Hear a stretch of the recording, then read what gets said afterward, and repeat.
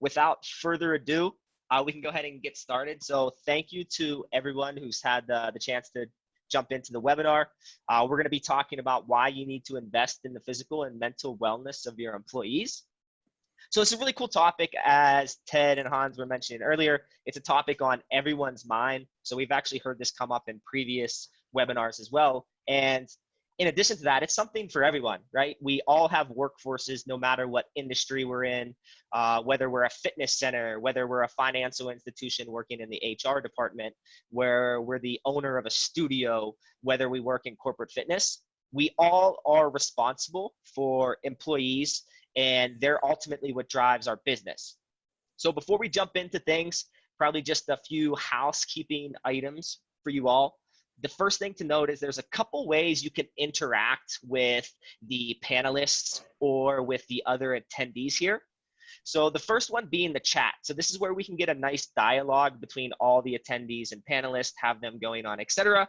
I would just ask that you switch from the to field where it says all panelists to all panelists and attendees.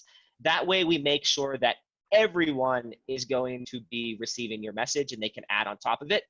The second aspect is a Q&A function. So the Q&A function, if you want to ask the Virtuagym team a question directly, or if you have a question directly related to one of the topics and directly to a panelist, feel free to shoot out your question in there. What Kalen and some other members of our team will be doing is, if kind of the question is applicable and is good for the moment, we'll bring it up at the time. So bring it up into the current dialogue. And if not, we'll just save it towards the end, right? So we'll keep it towards the end and bring it up in a live Q&A session. And to start off, I know you guys aren't here for me, so I want to take this opportunity to introduce the expert panelists. So just by the way things fell, I'm going to go in alphabetical order here with just some quick introductions. So I'm Derek, the Director of Corporate Wellness, and I'll be your host here today. When we're talking about the Director of Corporate Wellness, I work specifically with corporations from small to medium-sized businesses to Fortune 500 companies that are looking to run employee wellness programs. And I also work with our corporate fitness partners that basically manage and run the fitness centers on site for some of these larger corporates. So if we go in alphabetical order, Josh, would you mind going next? Certainly. Thank you, Derek. So good afternoon, good morning, good evening, wherever we all are. My name is Joshua Biss, and I am a school psychologist currently serving the Pittsburgh Public Schools, which is a large urban, culturally and linguistically diverse district in southwestern Pennsylvania, United States. I service both a traditional and non-traditional role as a school psychologist, for everything from an educational diagnostician, more of the traditional counseling type things, upwards into individual and organizational consultation. I'm also a certified mental health first aid trainer, and I'm currently a doctoral candidate exploring the use of technology in assessing people with low incidence disabilities. So if anybody has a RAM interest in that, send me an email, we'll talk. Awesome. And then from my end, my name is Kalen Pino, the head of the U.S. market here at Virtuagym. Today I'll be helping Derek out a little bit with the organization, fielding the questions as you mentioned earlier. So feel free and send those questions through. I see here that some people already are participating on the chat as well. So definitely feel free to send those through as they come. And then the last thing is we'll also be engaging with you a little bit as well. So I'll also be pushing out some polls, which will come through in the presentation as we're going throughout, so that this way we can take some of that information and use it throughout the presentation today.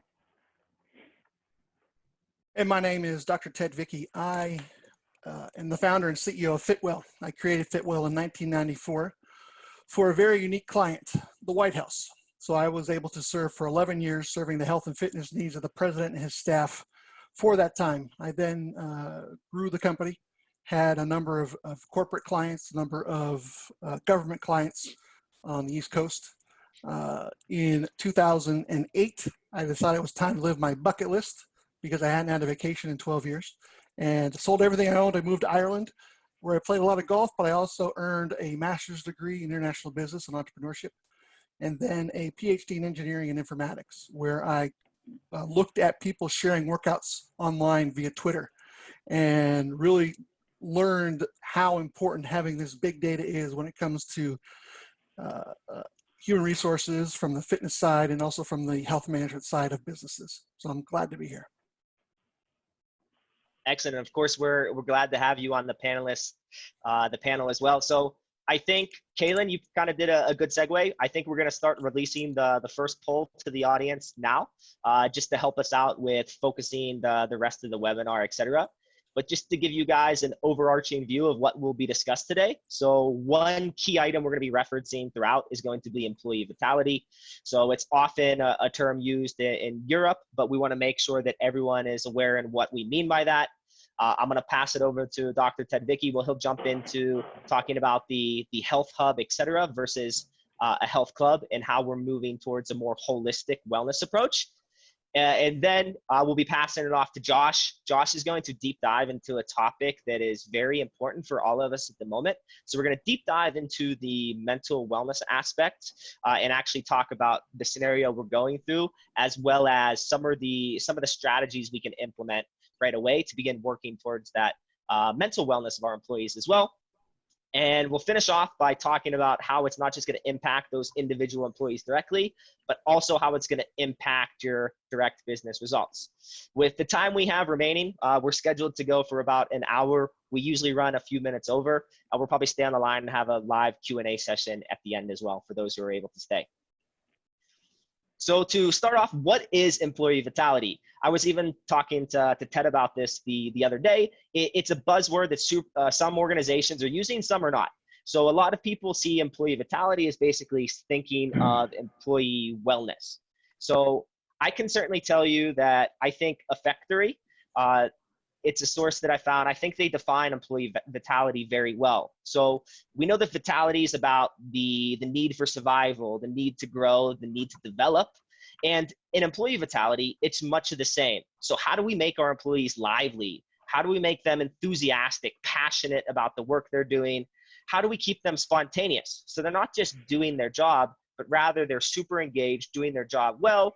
They're not just going through the flow. They're actually being creative and recommending ideas that are going to help grow your business.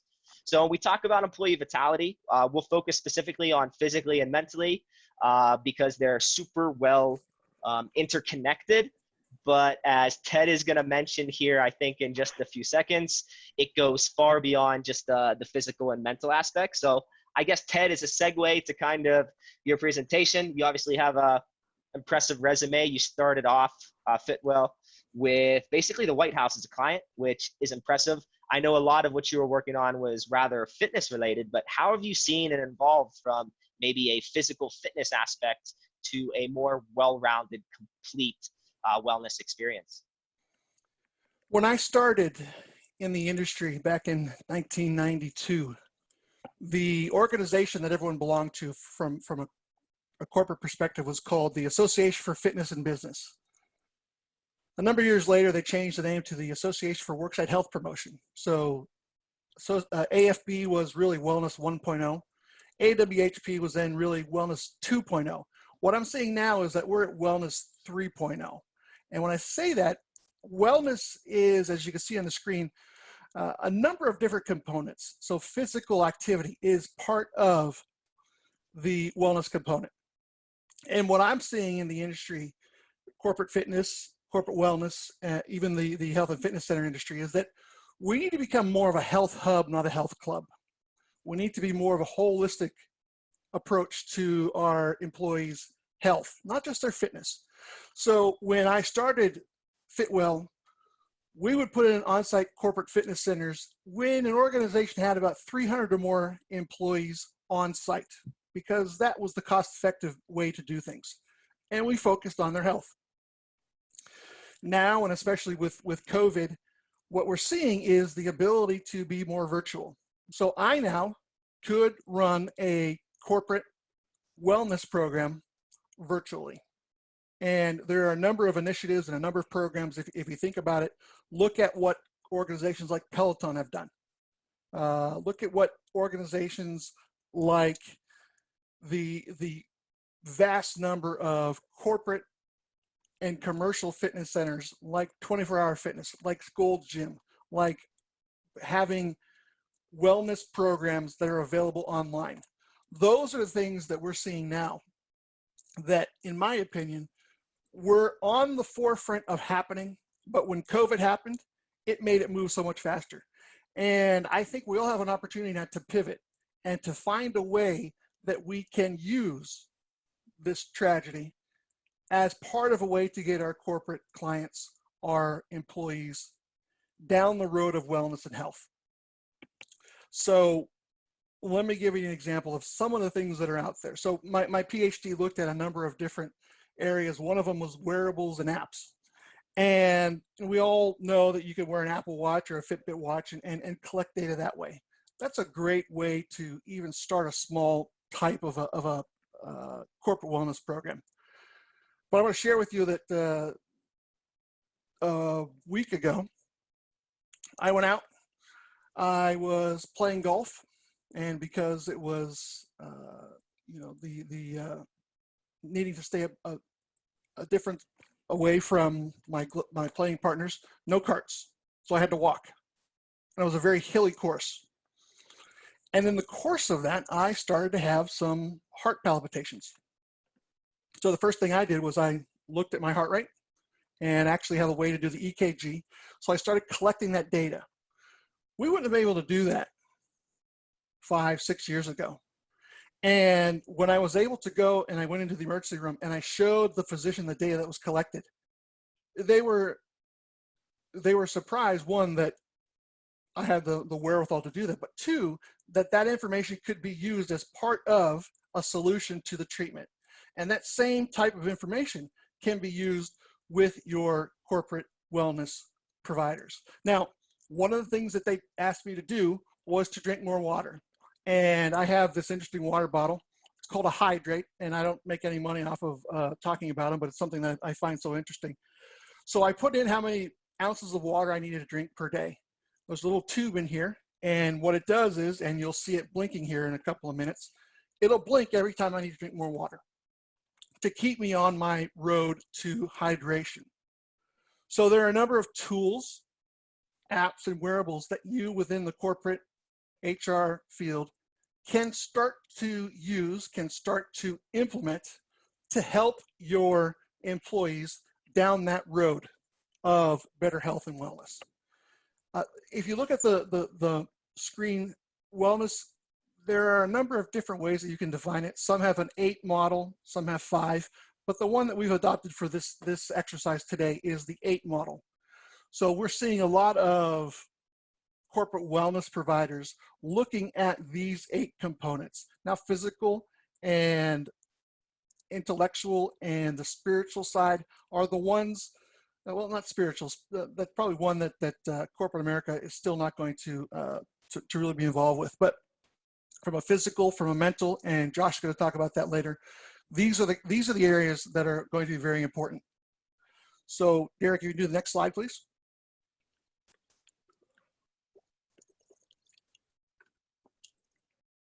And here are the different ways that we can collect that data.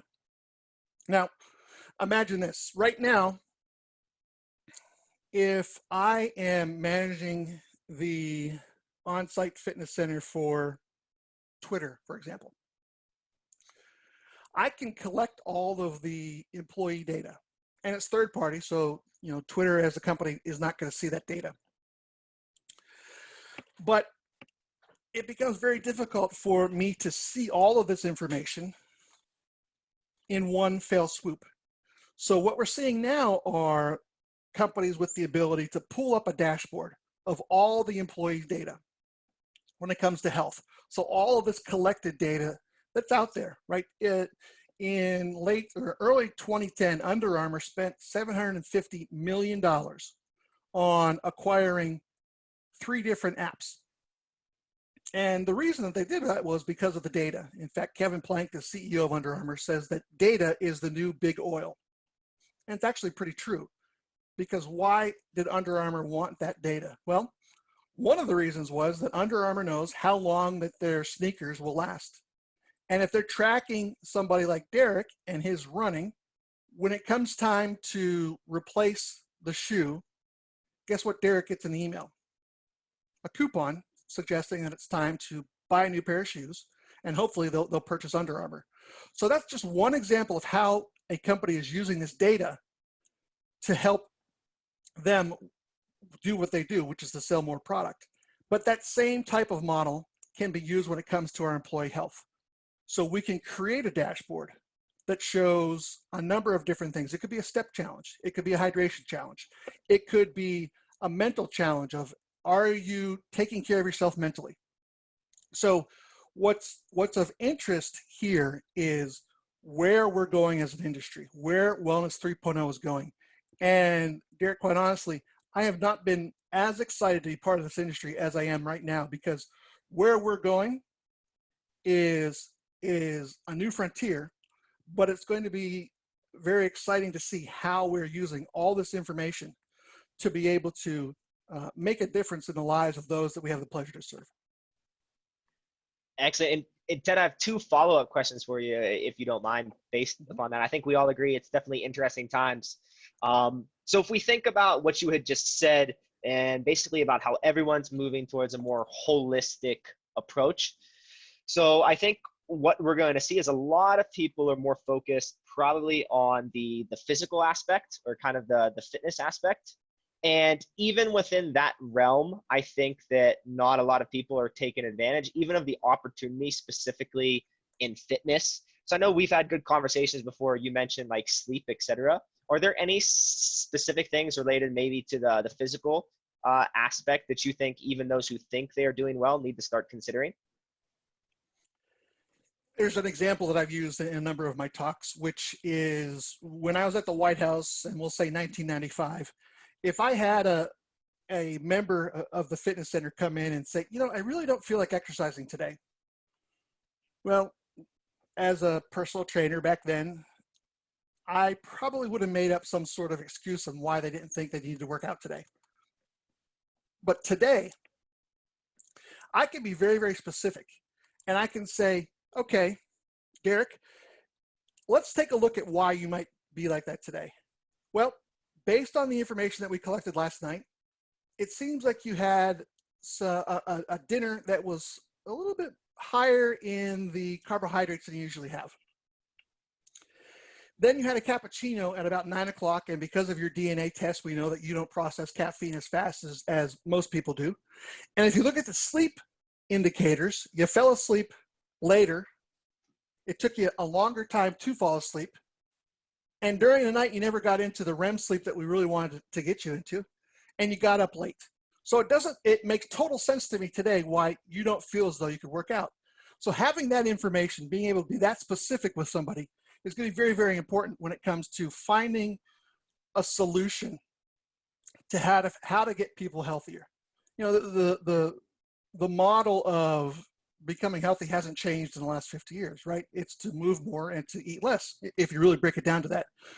And what all of these apps and wearables are merely tools that a health provider, that a personal trainer, that a health coach can use within the corporate environment to be able to get not only the client down to the goal of where they want to be, but also from the corporation. Because when we were doing on-site fitness centers, we actually had, in our contract, had measurable goals. So if we had, say, 80% of the population use the fitness center once a month, then the staff got a bonus for that. So it was very, very specific in how we wanted to do that. So these sorts of data points are now being used to be able to monetize that from a health perspective in the industry.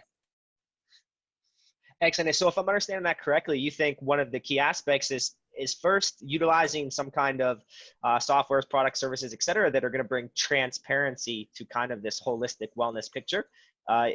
Did I kind of understand that correctly? That one of the first things to do is identifying essentially what your DNA is like, what your patterns are, et cetera, and kind of using that to build your health story to be able to know where to focus specific individuals.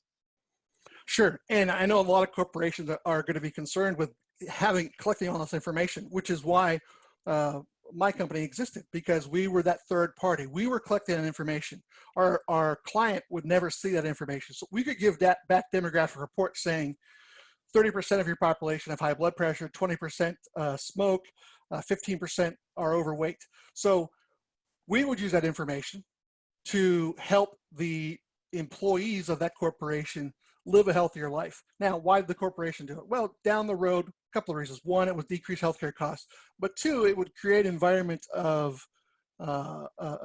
better health for the organization. Actually, the third one is for recruiting purposes, right? If Apple had a fitness center, you're pretty much guaranteed that Google could have one too, because they're always trying to get that talent that's out there. So what we used to do with on-site corporate fitness centers is now going to expand into corporate wellness centers. And it's going to be a virtual component, but it's also going to be a more holistic component. Okay. And my last question for you would be, why do you think there's this hesitancy?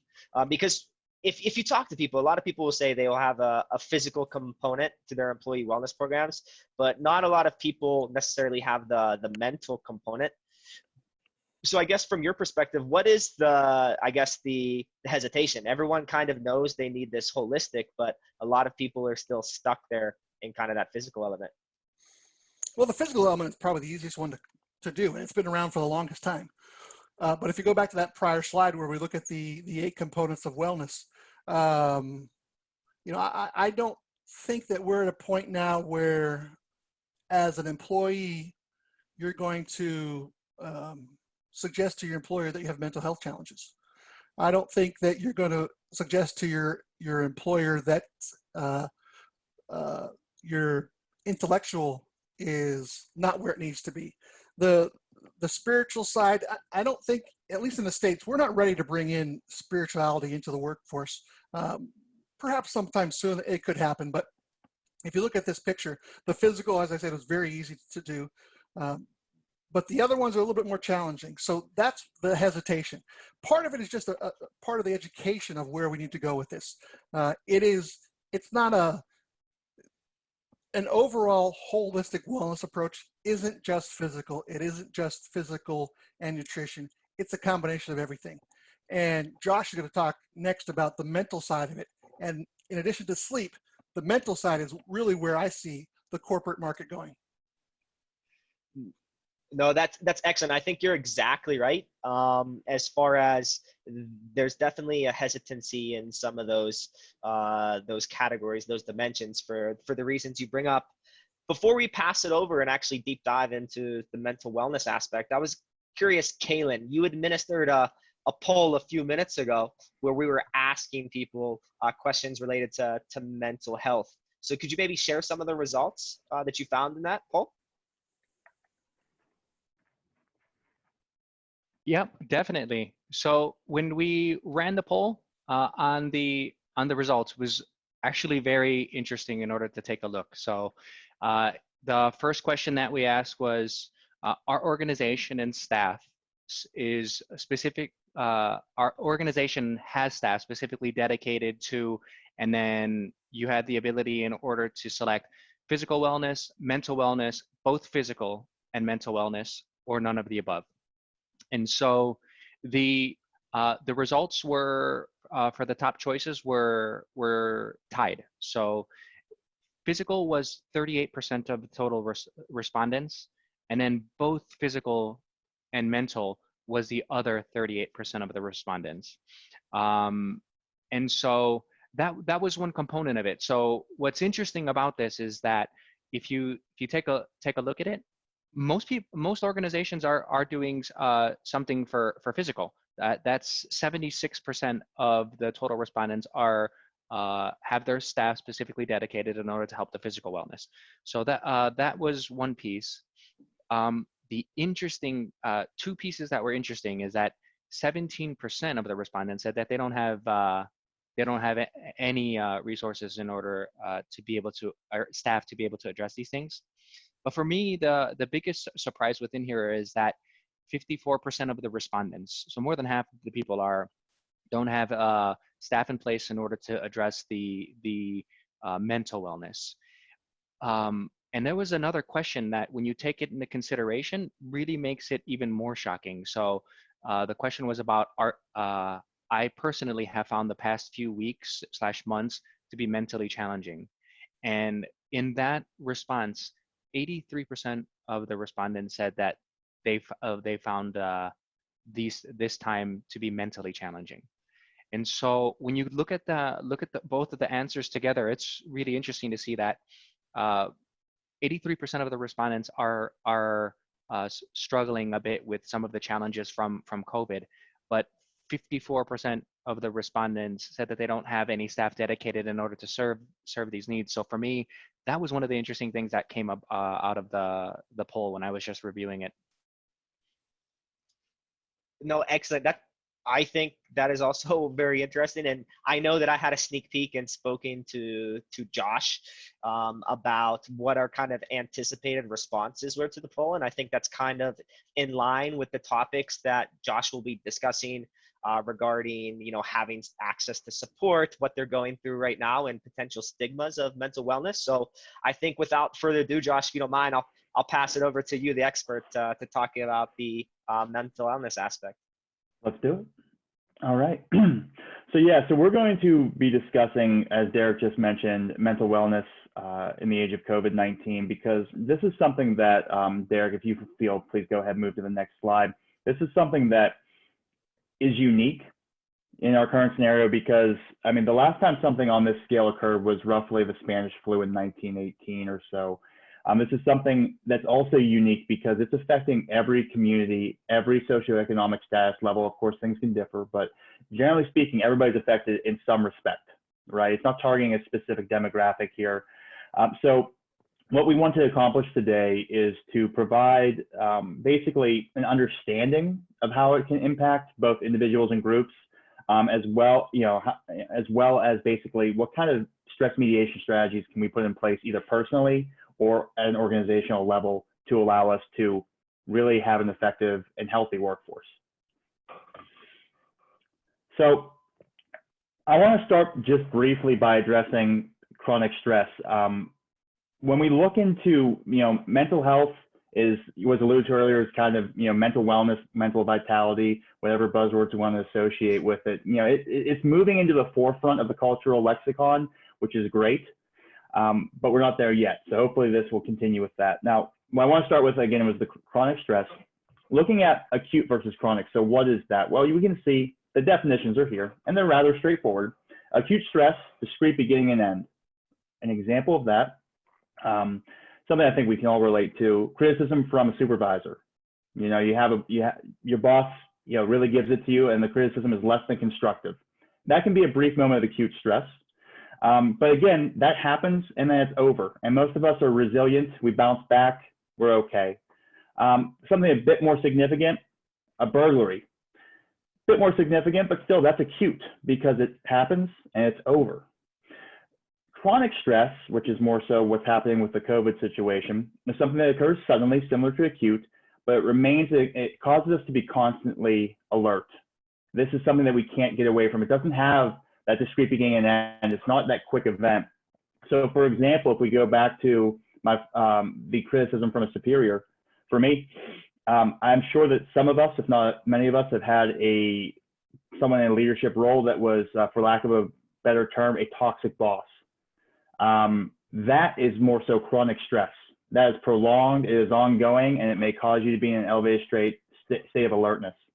When we talk about the burglary example, acute stress is one burglary. Terrible. Hope most people, though resilient, get over it. Those that live in high crime areas, however, that's something that will build that chronic stress and cause you to remain elevated. And the difficulty with that is that even though we all experience varying reactions when we're going through chronic stress, it does cause major disruptions to bodily systems, immune, digestive, cardiovascular. Sleep was alluded to earlier. A massive one. And also in recent years, prolonged chronic stress can increase our risk for both psychiatric disorders, but specifically cardiovascular disease and diabetes. There's, a landmark study was done, maybe 15, 20 years ago. Forgive me if I don't have the exact quote on the date, but the ACEs study, looking at adverse experiences that everybody goes through, and it was specifically related to stress and things of that nature, traumatic experiences. And basically, the higher your ACE score, the more chronic stress you undergo. the more you are at risk for not just mental health difficulties, but physical difficulties as well. Moving into our next slide here, I want to just discuss common losses that everybody's going through. I mentioned, right, we're not immune to this in any community. So one of the things that we might be going through is what's called grief. And we think, grief is when, no, that doesn't sound right. This is associative grief. Okay, so we're feeling loss, and those psychosomatic feelings may be very similar. So some of us may have lost social connections. For example, we're not seeing our friends or family as often. We're questioning our assumptions of safety. I think that the COVID-19 situation is really, proving to us that, hey, a lot of our structural supports are more fragile than maybe we thought, which leads us into maybe losing trust in our systems. You may feel betrayed and or just generally disappointed in our governmental systems, whether it's government, whether it's behavioral health, departments of health, etc. You've lost your familiar routines. You experience vicarious grief, perhaps. Now, this is something specific to a lot of the work that I do, is working with teachers who, maybe come from rather typical backgrounds and then move into an inner city school. And those children that they work with from culturally and diverse backgrounds that maybe have higher crime rates, next thing you know, our teachers suddenly begin to experience internal distress that's consistent with their students, because we experience empathy, we feel for each other. And so those are just a few things there. I'm sure some of our other panelists may have examples of what they have been going through just to sort of normalize this. Yeah, I can maybe jump in there. I can tell you from my perspective, I've actually been very fortunate, right? My job hasn't been impacted. Family and friends are healthy, etc. If you look at that from like face value, you would think that, people aren't going through things, but as Josh has mentioned, there's other things that are always on my mind. And I think some of it comes to that kind of like fear of the unknown. So the chronic aspect of it. So not knowing if there's going to be a second wave. If that second wave happens, what does that mean for me? So, a fear I have, this maybe not even like maybe it's a good fear, maybe it's a bad fear, but it's the uncertainty aspect. Is I'm actually an expatriate. So I'm working in Colombia. And if anything were to happen with my job, etc., basically the government would tell me, Derek, get out of the country in 30 days, pack your bags, your work visa is no longer applicable, etc. And like I said, I have my job. This hasn't impacted me at all, but I still have kind of that fear. And then I guess I would say like the associative aspect of it is, I think we all know someone impacted. Personally, my girlfriend has her own nail salon. Obviously, we're talking about touching each other hand to hand. So that's obviously one of the first businesses that were cut, et cetera. So even in a situation like that, I also feel like a little bit of additional pressure to kind of help out, which I'm sure everyone's basically in a situation where they know someone who was impacted and maybe have that kind of aspect to it as well. So as employers, it's important to know that people still are thinking, this is uncertain. I still don't know how this is impacting me. And even if it's not impacting them directly, more than likely they know someone that they're kind of having this vicarious impact through. Most certainly. And again, but right before we move on, I'm sure everybody in this group is experiencing at least something related to this. My wife is a nurse practitioner who's on quote unquote the front lines, and we've had to put contingency plans in place in case she becomes exposed. What are we going to do? We're fortunate to have an area where she could, if we had to, she could live separately within the same household. And those types of things are difficult in isolation and in the acute sense, like Derek and I were just, discussing different things. But again, dovetailing back towards, relating back, the chronic nature of this, that's when it begins to take its toll on individuals. So I think then, without too much doom and gloom, I think it would be better for us to then move into, well, what can be done? What can we do? And there are some challenges now, right? But I don't know how everybody else feels. I view every challenge as an opportunity. So for me, what can we do? We can begin by watching from afar, because half of us aren't going into work anymore, right? Let's see, how do we watch from afar? What are we going to be looking for? So a lot of these signs and symptoms as we move forward, Derek, can be observed by others and are sometimes only known to the individual. So things that we can watch from afar, for example, physical reactions may be occurring. We have a list up there. It's not exhaustive, but things such as inattention, confusion, fatigue, emotional symptoms may crop up as well. Excessive worry or anxiety, feelings of sadness, hopelessness, interpersonal signs as well. There may be difficulties in relationships, increased substance use, things of that nature, are all things that may increase as somebody's mental wellness begins to deteriorate from typical levels. Now, these things do not happen in isolation. So it's not going to be a linear progression where, oh, well, I'm going to experience chronic fatigue first, and then that's going to make me feel hopeless. And then you'll notice the interpersonal signs. It's not like it's a gradual progression. These things all occur conjointly in some form or fashion. Everybody is unique. But these are some of the things that we can watch out for, keep an eye on our colleagues and our staff members. And Josh, would you say that I know you said there's no right answer when it comes to the progression of this, but do you think potentially there is a few of these signs that are generally one of the first noticeable ones? So us as employers who are attendees here today, if we notice maybe these early stages, it might be an indication. Just keep an additional eye on them, make sure you're taking care of them, et cetera. Yeah, that's a wonderful question. Thank you, Derek. So really, I'm going to break it down into two categories. What you will notice within yourself, which we will be wrapping up my portion of this talk with, and also what, as you mentioned, as an employer or a colleague, to see for in others. Generally speaking, from a clinical perspective, in yourself, you'll probably notice the physical reactions first.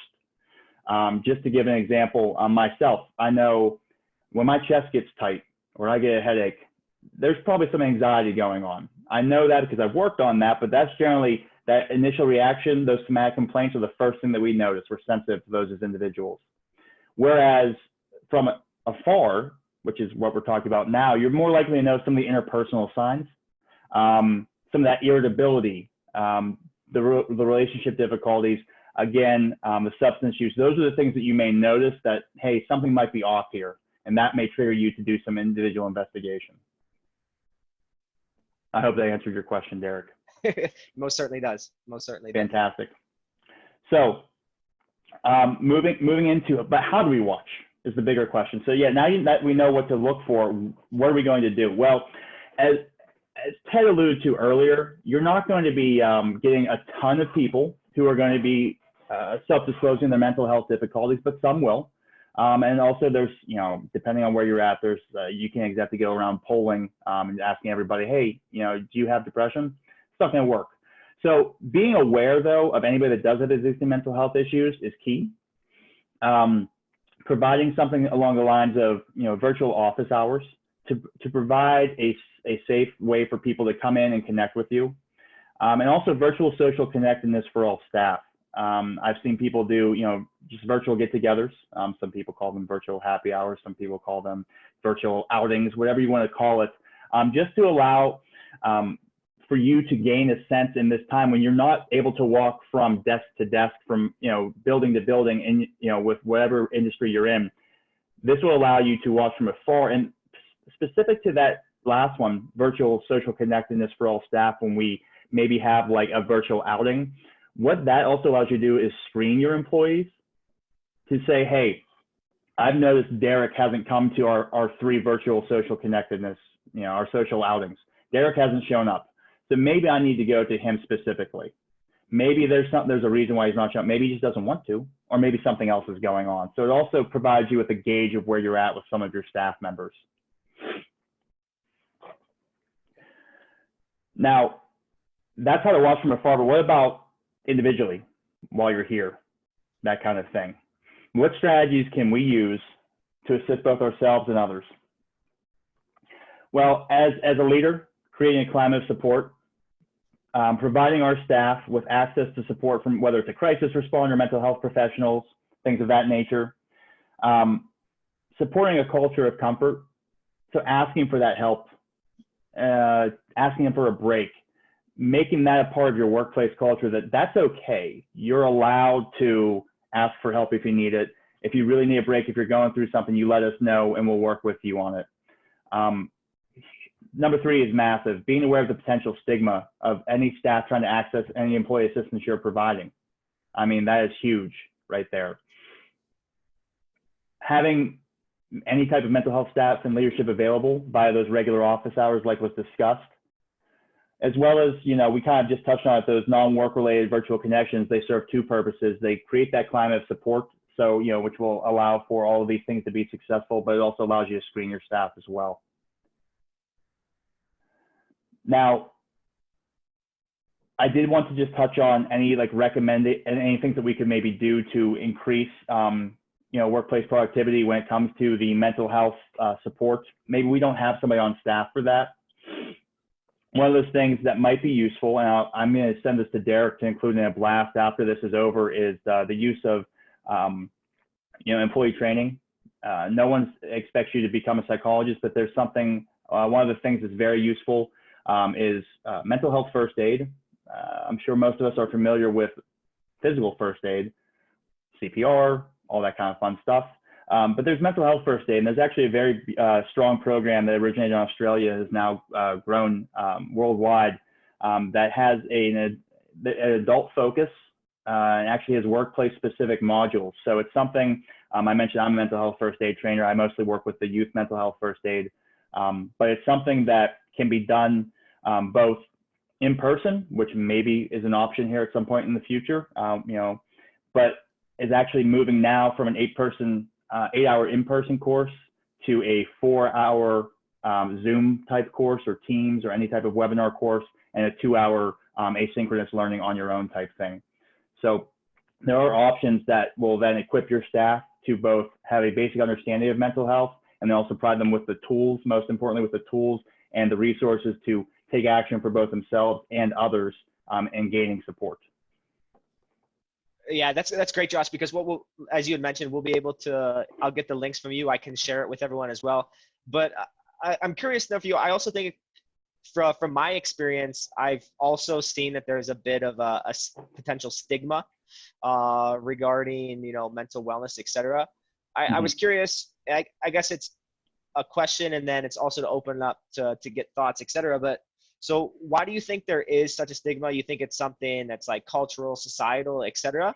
I guess it would just be important for the managers, et cetera, who are on the call here to understand, you know, why do potentially people see this as a stigma, and what can they do to make sure it's not the case? Sure. Well, first off, when it comes to the stigma surrounding mental health, it goes back to the dawn of written history. From the time that mankind began recording history, they recorded people who were, quote, crazy, individuals who were possessed by the devil. You look back through society, and it was all just foreign. No one knew what was going on. And you couple that with the fact that psychology and psychiatry as a field is relatively young, especially when it comes to using decent scientific methods. I mean, up until about 1900, what you will see is that psychology was pretty much philosophy and coupled with theology. There was no quantitative scientific methods being used up until that point. And even unfortunately after that progression, there were still some pretty questionable methods being used to treat mental illness. And then you couple that with the way that the media has portrayed mental health over the years. I mean, let's think about the buzzwords, crazy, psycho, things of that nature. Those are all words that are used to describe, that are used in casual conversation that really can be damaging to this, to reducing the stigma. And even certain things like, without going too far down the dark road here, but we have to be comfortable with these discussions. If you look at when somebody makes a decision to take their own life, for example, what's the term that we have commonly used for that? We say committed. The individual committed the act. Well, that's a crime. Committed has the connotation of being a crime. So just think about up until recently, like I said, there's been a movement towards more positive language, but even to this day, that language is still used. And so it's something for us to be aware of, how we present it. Even with our best of intentions, we may unintentionally use language that furthers the stigma and then prevents our employees or colleagues from accessing supports. Moving, does that answer that question there, Derek? Yeah, absolutely. And I think that's important for the, I'm thinking of myself as well. I also obviously have a team, et cetera. I want to know and be able to know from my perspective, obviously, eliminating the barriers. Or so, as you had mentioned, I already can tell you that probably the choice of language we use is a really powerful thing that we could do, et cetera, to try to build that culture as well. So I think hopefully the others on the call found that beneficial. But yeah, that absolutely answered my question, Josh. Thank you. Thank you. Good. And so again, related to, how leaders can lend direct support. So we've touched on this a bit, but just to be explicit with it, there's just a daily check-in can go so incredibly far for individuals using just using some of the content down below. Again, this is not an exhaustive list. This is not something that everything should be included. This is just best practice, pulled from a variety of sources. So just demonstrate that you have a desire to check in and connect, providing those funny, uplifting messages, humor, things of that nature, factual details surrounding what's going on, both in general and specific to your business, providing strategies for coping, and re-emphasizing what we call care for the caregiver culture, meaning, like we said before, it's okay, and it's actually expected that you will probably need breaks, things of that nature at this point in time. And beyond that, how are we going to help ourselves? Well, that moves into our next slide here.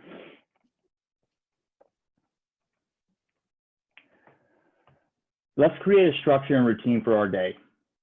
So what we really need to do is maintain and build structure into our day, because what that does is that allows us to foster a sense of control. One of the things related to the anticipatory grief, the anxiety, that distress we talked about at the beginning here, is that we've lost control of our lives. So creating structure builds that control back up. We want to reduce and limit our exposure to the media coverage of the pandemic. This is massive. What happens is it's sort of a vicious cycle. We become anxious because of the pandemic. Most of us in this are probably problem solvers. We want to figure out how can we reduce the anxiety. Well, we're going to do that by getting the facts and figure out what's going on. So then we seek out the media and we seek out the news. We seek out the facts. Nothing wrong with that.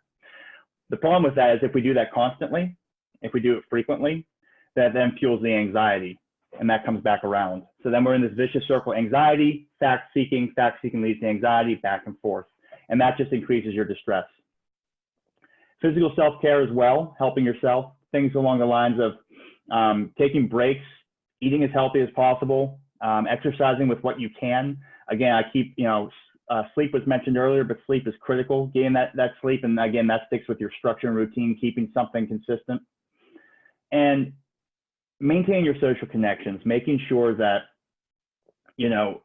we are resilient people. Let's talk to each other. Let's keep in touch with each other as best as possible to allow us to really address the stress and uncertainty that this rapidly evolving situation is causing us.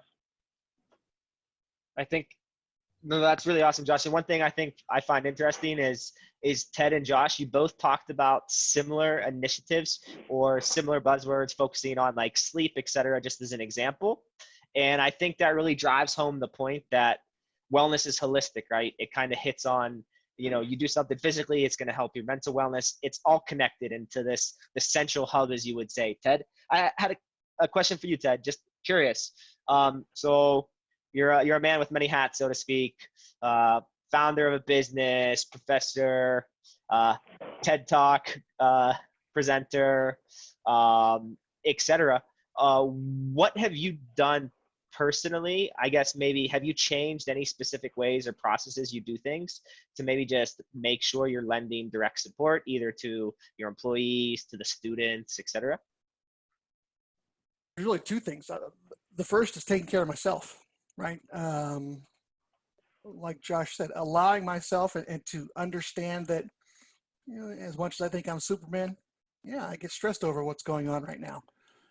To take the time to sleep.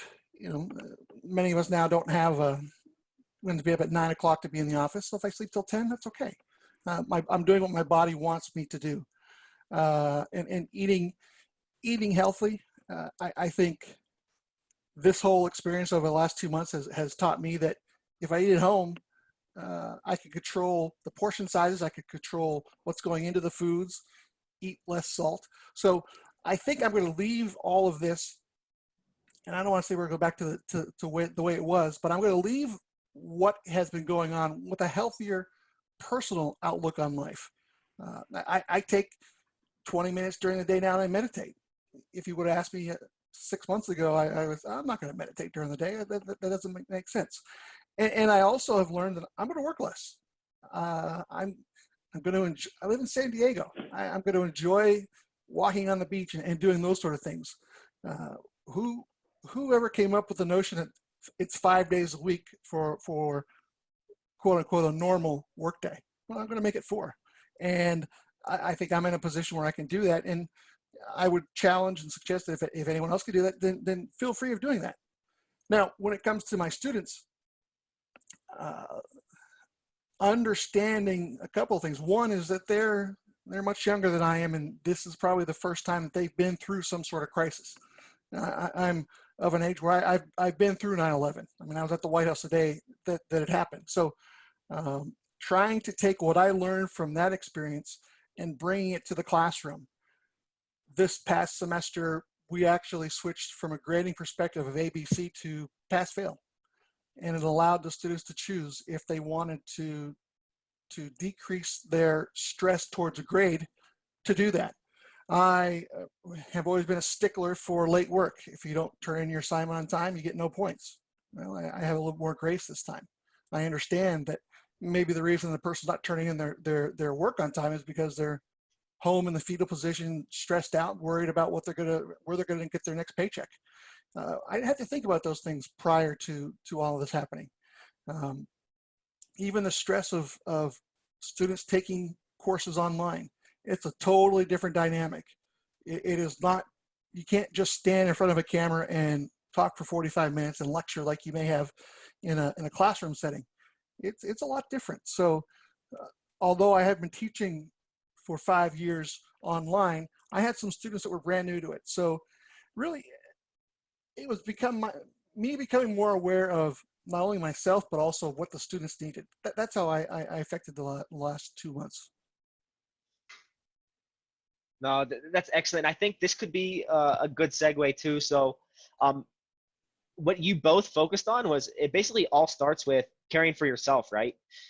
Investing the time into yourself, reaping the benefits, seeing it, and then kind of expanding that to helping others, etc. So I think if we think about this from maybe, let's say, the social aspect of wanting to do good for our employees, wanting to provide them with resources, wanting to make sure that they manage their stress, get a hold of the situation, etc. I think that's enough motivation to want to do something. But if you also look at the business impact of investing in such programs as well, reports show that it has pretty substantial results as well. So you can go out there on the internet, you can find a ton of awesome reports. So one that I just wanted to highlight was actually a recent report from Deloitte where they actually saw a specific direct correlation between employee vitality, employee wellness, and business performance. So essentially what they classified it into was 4 parts. So if if your organization is more in health monitoring, you may be doing biometric screenings, or you may offer like a courses or a smoking cessation program. But that's really focused at cost reduction. So let's say you want to do biometrics and just hoping people take the initiative on it, start eating cleaner, exercising more, etc. But really they're just monitoring it. And this is real basic, and it really just gets into the cost reduction aspect. So think of it as reducing healthcare costs, etc. However, I can tell you that it gets more engaging for the employees as you start expanding. So getting into physical and mental wellness, and kind of the gold standard that Deloitte would have been talking about would be this kind of holistic aspect. So when they're talking about this holistic aspect, they're talking about even a culture that creates a support environment or that generates growth opportunities. They're focusing on recognition, rewards, a really engaging environment. So they even consider that the part of a really robust employee wellness program. So if we talk about where we were earlier, so we talked about health, it's primarily like a cost reduction. When you're getting into the mental and holistic aspect, this is whenever you actually start getting the employee user base thriving. So they're super engaged, they're spontaneous, they're actually being proactive, more efficient, more creative, and this is actually what's going to contribute to the company's growth. So as the further you go out and get more holistic, the more likely you are to grow and have business impact. As an example, I can tell you the company I used to work for, PNC Bank, so at least in the position I had, they did a great job on the health aspect. I was in more of an operational environment where it was more so about processes and that element of things. And it's clear that they were motivated by cost reductions, et cetera. So we had great biometric screenings, but for instance, we didn't necessarily have a physical fitness center or some other of these aspects that we could take advantage of. Whereas now I can tell you in Virtuagym, the current company, we're much more towards holistic wellness. So we get stipends for the physical end to be able to go to a fitness center for free. We're also have weekly meditation, mindful breaks, different initiatives to make sure we're focusing on that. So whether you're at in this journey, if you're at health or you're already at holistic, you can always improve upon it, make it even more robust, and it's going to impact the business results. And if you're more of a numbers person, you're more visual, I believe Kalen sent out a poll at the very beginning of the webinar, and we're actually asking you about the biggest challenges you face. So before I go into this in more detail, Kalen, would you mind giving a quick summary of those responses? Yeah, definitely.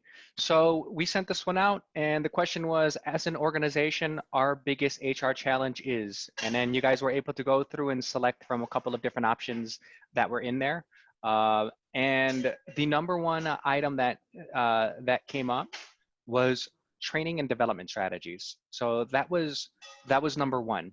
And then there was a three-way tie for the second most response. And that was between employee health and well-being, attracting talent, and engaging employees. And those each had 21%. So those four responses had the overwhelming response, and then the other ones were much lower in comparison to the response in it. Got you. So if I kind of think about that and go back to, let's say, the previous slide, when we did that original survey, correct me if I'm wrong, Kalen, but we saw that there was a lot of the employers that are on this call kind of in this physical area, kind of branching into the mental. And if you also think about what I had talked about with the Deloitte findings, et cetera, it looks like their challenges could at least be partly resolved by getting towards that mental holistic barrier and pushing more to that aspect. Because as they're getting more into the mental or holistic phases, they're actually having a more engaged workforce. So one of the things you specifically mentioned, Kalen, was engaging employees, but I believe some of the others were employee health and well-being. That's obviously directly related to increasing employee health.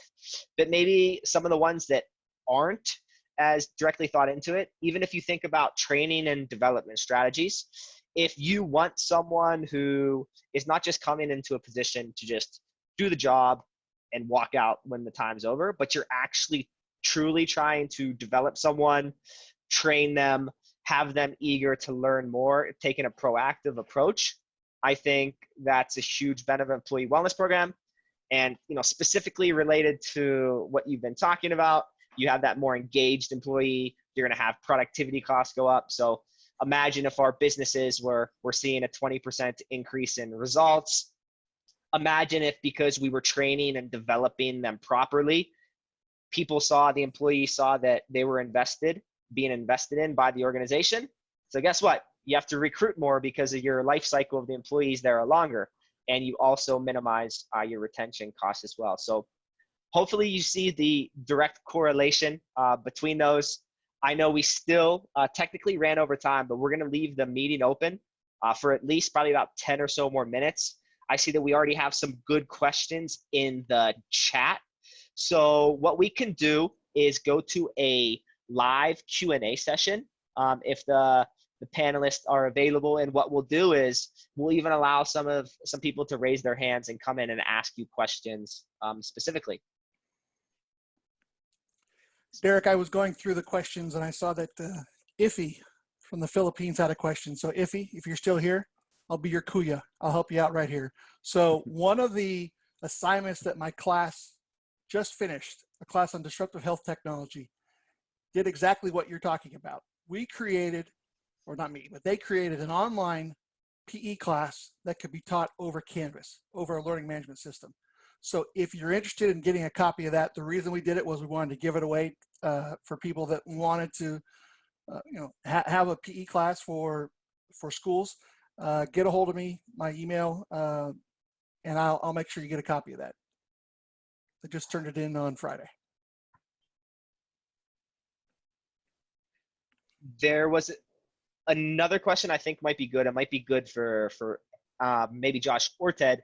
I guess maybe start with Josh. So we have a question brought up about, referencing HIPAA in different regulations and talking about, I guess, the potential gray area as opposed to like how far can an employer go to be involved in the mental health aspect. So I guess, two questions for that. Is there any kind of concern, or how would you address it from making sure that you're staying in with regulations? And my immediate thought of what is the opportunity to maybe outsource something like this so that it's not the direct accountability of your organization, but of the other. Yeah, Derek, that's a great initial thought, because that's where I was going to go with it. One of the things that I guess one of the big take homes I hope people get from this is that I view the employer, I view the business as the vessel that gets individuals who may need additional assistance to that assistance. And by doing that, that kind of just gets rid of the HIPAA concerns right there. Having something like an employee assistance program or an employee referral program in place that you blast out there, you let people know is there, especially during times like this where you're putting it out there. What that will do is that gives people the ability to self-disclose and go and get that help on their own, but guided by you as the employer, and that mitigates any concerns with privacy and health regulations. Well, I'm glad you were in line with me. Otherwise, you could have came in there and totally embarrassed me. The other question, and like I said, please, if you have questions, please keep asking them in the chat or in the Q&A aspect. But another one I saw from Sergio, he was basically talking about, I guess it's more of a thought more than anything, but does HR need to start paying more attention into, let's say, people taking sick days? And I think there's a few parts to this.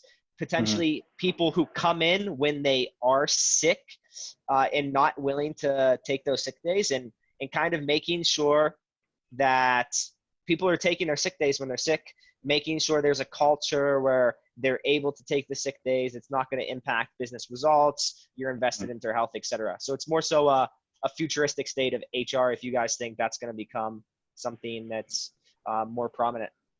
Yeah, I'll start, and then I'm interested to hear anybody else's opinion if they have one on it. But, and again, this is an opinion, so I'm not going to pretend like there's hard science behind this. But I definitely think that HR, because HR in the majority of companies is likely monitoring, I hope so, because that would mean they're doing their job. They're monitoring that data regardless, right?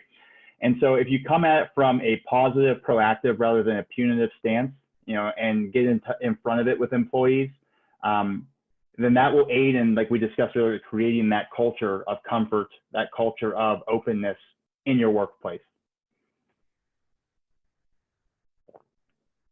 I think back to when I was growing up. My dad was a high school school teacher. I could have had the flu. I could have been on my deathbed. I still was expected to go to school. So there's going to have to be a major shift in the mindset, because I think I saw everyone shake their head like, yep, my dad was the same way. So it's got to be a generational change, right? So it's okay to be sick. I still get, when I talk to my dad and I'm out on the road, how are you working today? You're not in the office. There's still that mindset that you have to be in the office to get work done.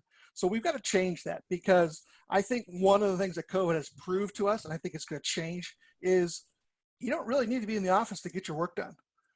I think I'm going to be watching how New York City is going to handle all of these vacant spaces, because companies aren't going to be renting those high-priced offices anymore. So that is going to be something to keep an eye on. And I think the other thing I want to mention is there are a lot of people out there now that are saying they know what's going to happen. No, they don't. Nobody knows what's going to happen with this COVID stuff. I'll give an example. We're looking at creating a service where we'll go on site to test to see if an employee population base has or has had COVID. We've done the business plan. We can't implement it yet because there are too many variables out there. And luckily, we're like a speedboat. We'll be able to change when we can. But don't fall for these folks out there saying they know exactly what's going on, because they don't. Excellent. So I think if he is asking you for your email, Ted, I'm not sure if you want to message, I'll send it to her. Message to her.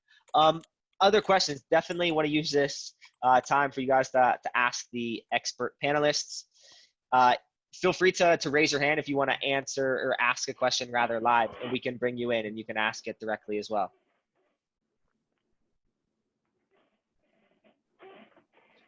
Yeah, and maybe while we're waiting for that question to come through, one of the things that I thought about as I saw the question come through from Sergio, as I and would love to hear the panelists' thoughts on this as well, is his question was geared towards, paying attention to the employees who are coming in sick.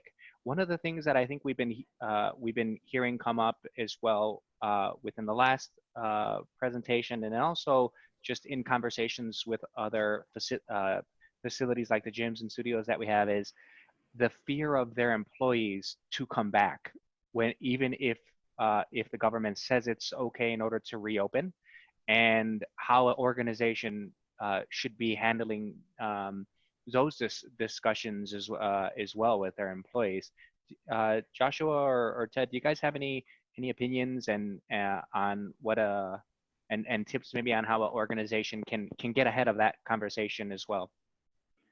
Well, just very briefly, moving back into that, the discussion that we had on one of my slides regarding putting the information out there and putting factual information out there. I think just being in communication with your staff is the first step in that. Making sure that you are putting out there, hey, this is what's going on. This is what we're doing to ensure your safety, et cetera, et cetera. And again, this thing won't happen overnight. Creating this type of culture it will take time. And in the middle of the pandemic, to be frank, is not the ideal time to start it. But waiting until tomorrow is even less ideal. So getting it started now, continuing that, and getting that employee buy-in. So when you do, make plans to come back to work, they trust you, they understand what you're saying, they know exactly what has been going on, et cetera, et cetera. So that's my just very basic global advice on that. I'll add on to what Josh said. And one of the things that I've seen that is most successful is allow the employees to be part of the decision. So if it comes from HR, it's going to sound like it's going to be from HR. But if you create a wellness committee or an organization and you get the buy-in from the employees, you'll find that it's a lot easier to move that down the road, because they don't think that they're being told what to do. They know that Derek and Kalen were part of the committee that came up with the solution.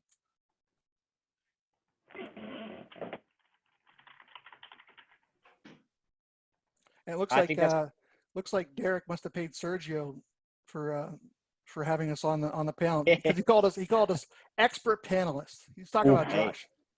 Sheesh, I don't know about that. Gotcha. So I think that there's no existing questions out there at the moment. I think what I'll do is I'll still stay on the chat for a few more minutes in case anyone's maybe too shy to bring the question up in a bigger group. But going off of what Sergio said, I just want to thank the panelists for joining. So obviously you guys are the experts. We relied a lot on Joshua and Ted, your guys's, your histories, experiences, etc. So just want to thank you guys again. Ted, thank you for the second time. This is your second time now joining one of our webinars, and Josh, we hope to have you back as well. And thank you. I'm going to meditate. Yes, I'm going to go and continue working on my dissertation and hope that maybe I'll have a chance to come back. I really enjoyed it. Thank you for having me. Yeah, thanks again, guys. We really appreciate having you here. All right, everyone. Take care. We'll send out some materials probably tomorrow as a follow-up. We appreciate it, everyone. Thank you.